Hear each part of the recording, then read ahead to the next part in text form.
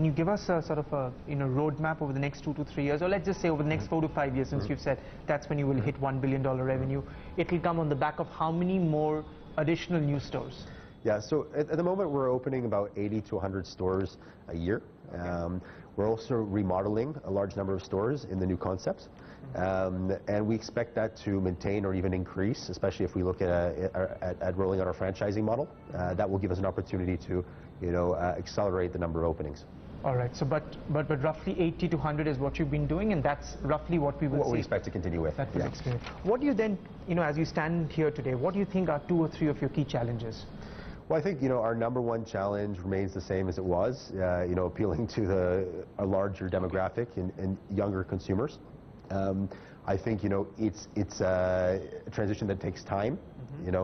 I don't think especially a shoe brand, equity is built over a very long period of time. It's not that impulsive, right? So people already have preconceptions of what they expect. So just to get those people surprised, get them to come one time. That's all we need. Come back one time, you'll be surprised by what you see, and then you're converted. So that's probably our number one. Our second challenge is how to incorporate technology into our business. Okay, I think we've been, if you look at perhaps the market in general, there's been a huge shift towards e-commerce, towards researching online, towards analytics in your purchase decisions, etc. This we're catching up. We have our Bata Club, where we have 18 million members already here in India, which are giving us feedback on a constant basis. We have our e-commerce shop, which is growing, but we're still not offering to the level that we want to offer a seamless omni-channel experience, and this is something that we're going to be delivering in the next little while.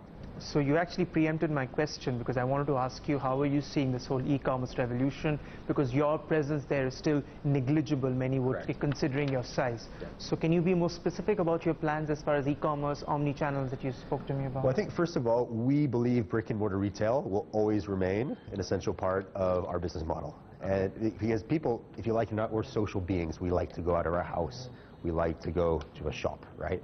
However, what will change is that the research of what I want to buy will be predetermined.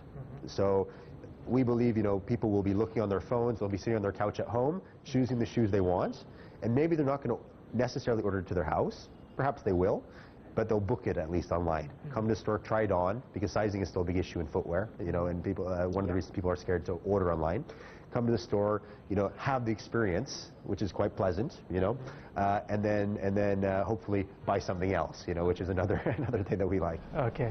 So India is now your second largest market after Italy. Over there, of course, growth is stagnating. When one would assume it's just a matter of time before India then becomes your largest market. Absolutely. Can you give me a sense, what is internally, by when do you expect India to be the numero uno for Bata? We expect 2019, if we achieve our targets, which we fully expect to do, 2019 will be the year that India would become the number one business for us. Currently it contributes for 26-27% overall, a little bit terms less. Of volume. We're talking more like 15-16%. 15-16%. All right. So then when do you do you see India's share going up now, considering all these? Yeah, I think it does, because I think especially if we're talking about reaching our $1 billion target, India, just with the mass of population, economic growth, India now is the fastest growing major economy in the world. It would only be natural that India should keep increasing its share. All right. Talk to me a little bit about yourself, fourth generation in this one of the most storied business families. You started up as a store manager in Prague. That's so right. talk to me a little about your own journey. So my own journey is, I was actually educated in the UK. I went to high school there, university there, and then I worked briefly in Nike in a marketing role, which taught me a lot. I have to say, great school. And then I got convinced to join the family business. I'd always been somehow involved since a young age, because my father was the CEO and my grandfather before that. So my holidays were going to shoe factories, so I was very envious of the other kids, I have to say. And so I started off in our flagship store, managing that store in Prague, which is a beautiful 7-story shoe paradise. I think probably the largest shoe store in the world, which was a great experience. So I interacted with customers from all over the world, really learned, at the front line how retail works. Yeah. After a little while there, I was transferred to South America, to Chile, and I was the general manager in Chile for 3.5 years, expanding our business there. Growing multiple retail concepts, so sort of like we're doing here. We opened there, Weinbrenner specialty stores, Bubblegummer specialty stores, in a strategy that worked extremely well. And after that, we actually had a new CEO who joined us 2 years ago, Mr. Alexis Nazard, who is a very strong marketing, from a very strong marketing background, having worked in Heineken previously. He called me up and said, come back to Europe. We need you to work with us as CMO. And for the last 2 years, I've been, looking over that transformation, both from a products perspective and from a marketing perspective. A great story. Coming back to India now, since you are investing a lot now, putting in a lot of money in these store expansion, can you give us a number in terms of the kind of investments Bata will be incurring over the next few years? Yeah, I can't give you specific numbers, but generally we're looking to spend 4 to 5% of our turnover in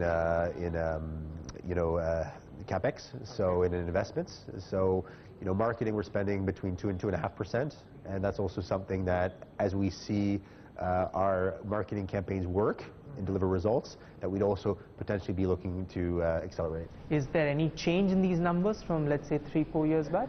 I think the major change is what we're spending the money on. I think in the past we were spending it on projects which didn't necessarily have an immediate return or have an immediate link to improving our brand positioning. Right? They perhaps more infrastructure projects, things like that. Today our investment has gone much more into consumer-facing items. So product development, stores, marketing, and I think that's a pretty big shift.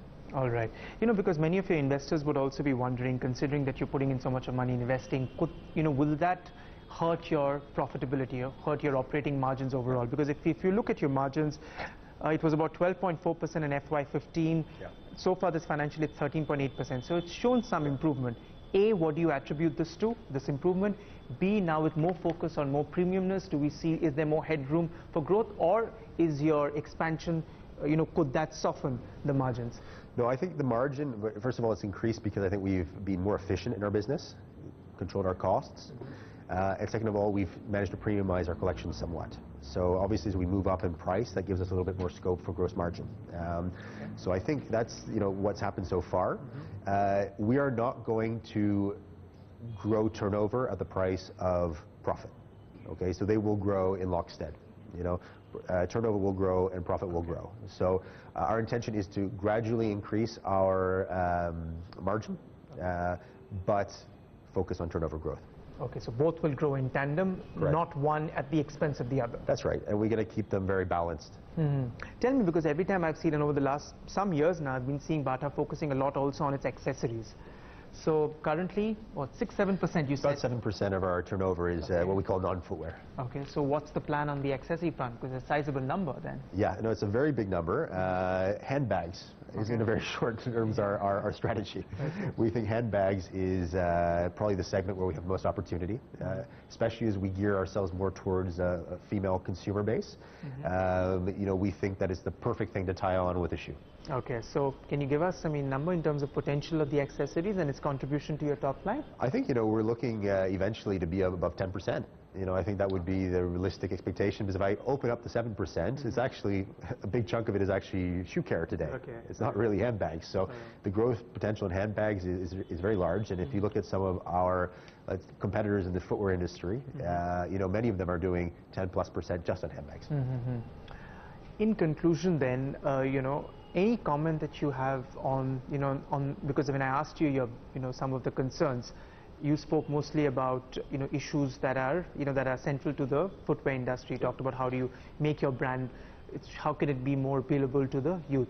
But more from a business environment point of view, because we've undertaken GST, can you give us a sense of what the impact has been? I know it may not be your core area, but something, what has your team here in India told you? Yeah.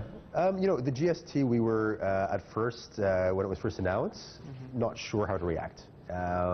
However, I would say that it's been overwhelmingly positive. It simplified a lot of very complicated rules that used to exist. And I think also, you know, for a company that operates, you know, I'd say formally like, you know, we have always done, it's actually favorable because it regularizes a lot of things.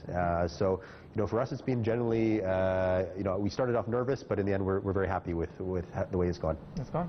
Thomas Achibata, absolute pleasure. Thank you very much for your time. Pleasure being with you. Appreciate it.